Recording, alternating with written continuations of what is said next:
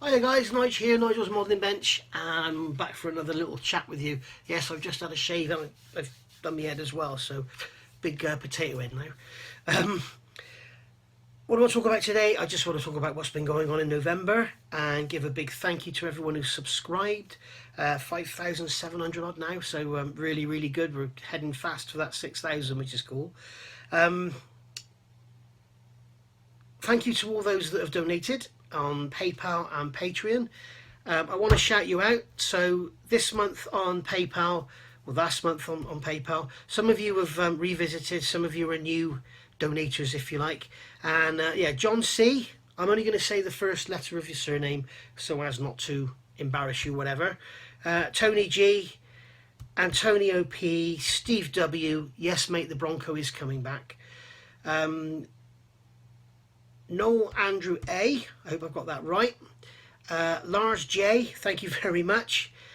Richard J and Alan Schmidt again has come back and donated again this month, as did Tony. Tony's donated again this month as well. So rather than put money into Patreon, they're now putting money into PayPal. Reason being, maybe not a lot of people know this, if you donate £10 to me on Patreon, I actually get 8. So not very good, is it? And I'm not against paying any taxes or anything. I've got no problem with that whatsoever. But what I am against is all their commission fees. They charge a fee for actually using their site, which is fair enough. But then they charge a fee for every single payment that's made, and then they charge a fee for moving it into a bank account, I think, and they charge a fee for taking it out, and it's ridiculous. So yeah, I'd rather not use Patreon, but the Patreon still is there if you would rather use that. So yeah, thank you very much. All the money I get from this, all the money I've ever got from Patreon, and all the money that I'm getting in PayPal for, which is donated, is going into it's in 2 accounts. One lot is in PayPal, obviously, and the other lot is in my bank because it's come out of one lot is in PayPal in my new PayPal Me account, and the other one is in PayPal because I've taken it out of Patreon and put it into there. So basically I've got a load of money sat there in dollars. It's $700 odd, and then there's another load of money sat in PayPal ready to add to that. So once I'm ready to go and get a camera, then put it all together and go from there. I should get something really nice. I want to improve the lighting as well, and I'm also thinking about revamping this whole room and turn it into more of a Phil Flory type studio, if you like. I think that would be good. Quick rant. Anybody that watches John Sharpie's Models and Aquatics, I think his channel's called. Is called. Sorry, you'll know he had a little bit of a rant yesterday. Lot of you, if you do read the comments, you'll see that I've commented on them. We've had quite a sort of extensive chat, and one of the things he pointed out is that people don't like watching videos with ads in them because they're really annoying, and as a result, they dislike and unsubscribe. If you feel like that about my channel, that's absolutely fine. By all means dislike, but please unsubscribe and don't come back. I don't put ads in the middle of my videos. I do it on purpose because I find it extremely annoying. I watched a video last night on YouTube. It was 10 minutes and 7 seconds long, and it had 4 ad breaks during the video, and an ad break at the end and an ad break at the beginning, and the beginning was unskippable, and a couple of the during the videos were unskippable too. So extremely annoying. It's just needless, and I think it's just people trying to make the most money they can. I mean, this guy had like 1.6 million subs. I think it was 1.6 million. You don't need that much, you know. It's ridiculous. So yeah, I will never put videos in the middle, ad videos in the middle of one of my videos. Saying that, I may do it once. I may make a video and put an ad sort of every 10 minutes. And then see the difference you get in the revenue, because I'd love to know how much difference there is, because I actually think it's probably about 3 to 5 pence per video we get. So if you treble the amount of ads you get in, then that's going to go up to like 15 pence per video. So as you can see, it's not going to make me pay my mortgage off, is it? You know, and the money we get from this, I can assure you, I get less than 25 quid a week. So yeah, it's not a wage, but it is my only income. So yeah, people want to complain and moan and stuff, that's absolutely fine. But I've got a new rule now that if you come on my channel and you make derogatory comments about me, anything I do, or anything about the channel, I'm just going to block you, okay? So if you do enjoy the channel but you want to start having a rant, just remember you won't be able to see it anymore. I know it sounds like a threat, but I'm absolutely fed up and sick and tired of it. I've got people that come on and say, why don't you ever finish anything? Yes, I know, like a lot of modelers, I don't finish everything I start. But if you look on the channel, there are quite a few kits that have been finished. In fact, there's been 2 or 3 in only the last couple of months. So, you know, choose your words carefully before you start getting mad on that keyboard. The other thing I talk about is copper. Copper's not going away. YouTube have just launched another video for us, the creators talking about copper. I think it's all become a bit of clickbait, to be quite honest with you. I did notice that my 2 copper videos I put out had an enormous amount of hits, and yeah, I think that's the way it's going. And people are like these lawyers and that go on, I think they've realised that they can make a lot of money by getting massive hit rates from people that are just going on there, and really all the channels are just saying the same thing. And basically all it comes down to is, if you say your video's made for kids, you're going to lose a lot of your revenue, you're going to lose your searchability and a lot of the features that YouTube gives you. If you say it's not made for kids and someone deems it is made for kids, you're in for a big fine and get your channel shut down. So there we go. People say don't worry about it, it doesn't matter, it won't happen over here. Maybe they can't find me over here, I don't know. I have got a green card, so I'm kind of an alien resident of the United States, so maybe they can find me, who knows. But anyway, the least they can do is shut your channel down. I don't want that. I don't know if you do, but maybe it'd be doing some of you a favour, eh? I don't know. But anyway, that's by the by. So what have we been doing in November? We've made a start on 2 kits. This one, the Book, the Meng Book, which is a beautiful model. I say it's a beautiful model, it's a beautiful finished model, it's a bit of a bitch to build. It is covered in ejector pin marks, flash, holes that are like caverns with a tiny little pin to go in them. It's not Meng's usual standard, but it's a big old bird, and it's a lovely model. And if you are building this kit, you can see I've got a clamp on here. If you've just seen part 6, you'll see I glued this part onto the side. This is the engine grille.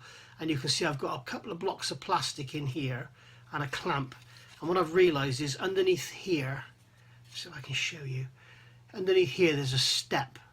And where it goes along the body on the side here, we're trying to show you here, there's a step above the engine grille. And you can see where I've got that, Mr. Servicer. There shouldn't be a step there, that should just sand out smooth. So what I've done, I've flooded a load of extra thinning behind it, and I've given it a really hard clamp into place to try and move it in and get that step down smaller. So that's what I'm doing, so excuse me. We've also been working on this one. This is the Defender, and this is the Wimic one. So I've been building this one on the screen for you as well, but also doing this one, which is the short wheelbase. And what we're doing is converting this one into this one. As you can see, there's quite a lot of difference. Let's put them like that. You can see they're the same distance from the camera now. You can see one's a lot shorter than the other. So a lot of work, a lot of fun, thoroughly enjoying it, and it's working out really, really well. So really chuffed with that one. And that is pretty much about it. Ed from Premium Hobbies has been in touch. A lot of you have been commenting on my videos that you're trying to get these sanding blocks from him, which is basically a block of 7 sanding blocks with sulfur diesel. Well, they haven't got the sulfur diesel on, you've got to supply that. But basically 7 sanding blocks, and you come along and you glue the sulfur diesel, you glue the paper on the back of them, and you've got hard sanding blocks to use. They are back in stock. He's made a load of them in this silver grey colour, so if you're not fussy about the colour, perhaps give him a ring, drop him an email or something. But a lot of you are telling me that he's out of stock, whereas he's not, so I don't know if his website's playing up or what, but yeah, perhaps give him a ring, drop him an email. We've also got the glue holders there as well. He's got some other really interesting products coming out, which I'm really looking forward to. He's emailed me today, and I'm not going to say anything about them now. He showed me a couple of pictures, and they're going to be on their way very soon for review. So you'll obviously be wanting to buy those as well, because you seem to buy everything off him that I recommend. So I should start selling this stuff myself, shouldn't I? Someone else has talked about merch. Now, I think the channel's growing to the point now where we could start thinking about merch, and I have got a lot of my little favourite foibles, if you like you know, Mr. Surfacer and This Is Crap and stuff like that. So somebody suggested yesterday, let the sand and stick do the work. Maybe have a t-shirt with let the sand and stick do the work. If anybody out there knows of anywhere I could go, or anyone that has the skill to help me come up with some sort of graphic design or some sort of logo for Nigel's modelling bench, and then we could get that onto a t-shirt, onto a mug or something, and go from there. I actually have I say a friend, he's a guy I know when I'm walking my dog, I often bump into him, and he has actually just retired and started his own printing business. So really, really handy. He's just around the corner. I could literally walk to his house in 3 minutes, and he's quite happy to do the actual printing stuff for me. But he can't do the artwork. So if anyone could help me with that, I'd be really, really grateful. So there we go. Keep your eyes peeled. I should have part 7 of the book build up for you tomorrow or Sunday. Today is Friday the 6th of December 2019. So yeah, I should have that up for you tomorrow or Sunday. The weather's pretty crap at the moment, so I'm not getting much done on the Land Rover. Oh, about the Land Rover, I've started a new channel. This Land Rover got a lot of interest and then suddenly started getting loads of dislikes. Don't know why. But basically, I started a new channel because it got so much interest, and at the moment I'm actually doing work on my real Land Rover. It's a 2011 2.4 TDCi Puma. If you know Land Rovers very well, you'll know they're absolutely covered in brackets everywhere under the bonnet and inside and everywhere. And all those brackets are basically painted black. I'm sure that many years ago, back in the 80s, I'm sure they would prime them, treat them, whatever, and then paint them black. Now it looks like they've made the parts, they haven't even degreased them properly, and then just shown them some black paint, like a micron thick. Everything on my Land Rover is rusting. All of the bracketry under the bonnet, the actual bodywork, the green painted bodywork, the paint on that is amazing. The chassis is dire, that's like a micron thick. Luckily I wax oiled it when it was brand new as soon as I got it, so the chassis inside is all good. But on the outside it's all starting to rust around the welds where they haven't prepared it properly after welding and stuff. So it's only surface rust. I'm using some special paints which are on their way to me now, and there'll be some more videos up of that on how I'm doing that.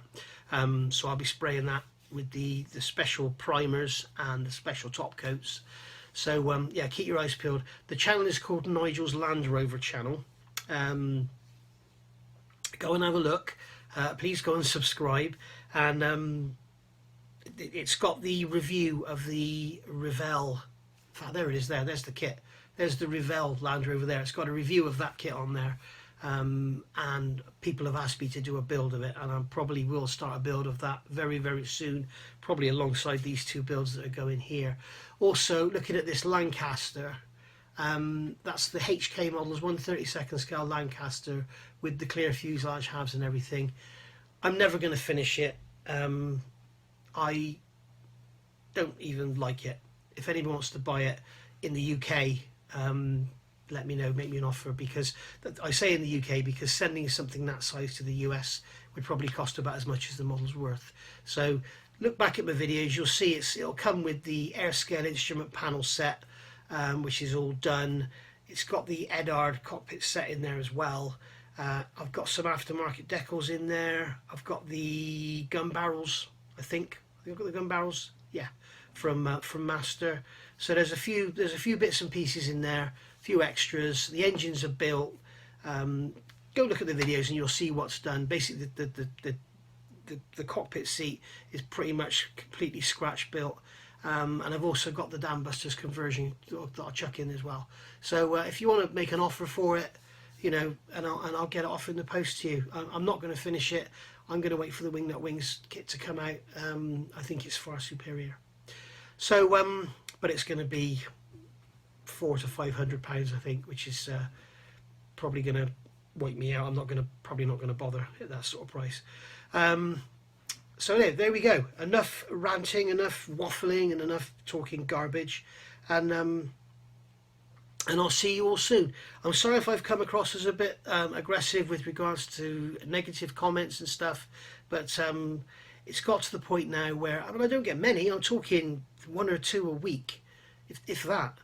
But I just don't see that I deserve it. You know, if I'm putting together videos and spending hours sitting here at the bench, basically talking to no one, and then spending ages at the computer editing and uploading videos, and then spending ages waiting for my computer to come back to life while it's uploading YouTube videos, and you've got somebody out there that does absolutely nothing other than complain, I'm just going to block them. Okay, and that is basically the way it's going to be from now on. And if my subscribe number goes down, my number goes down. I really don't mind.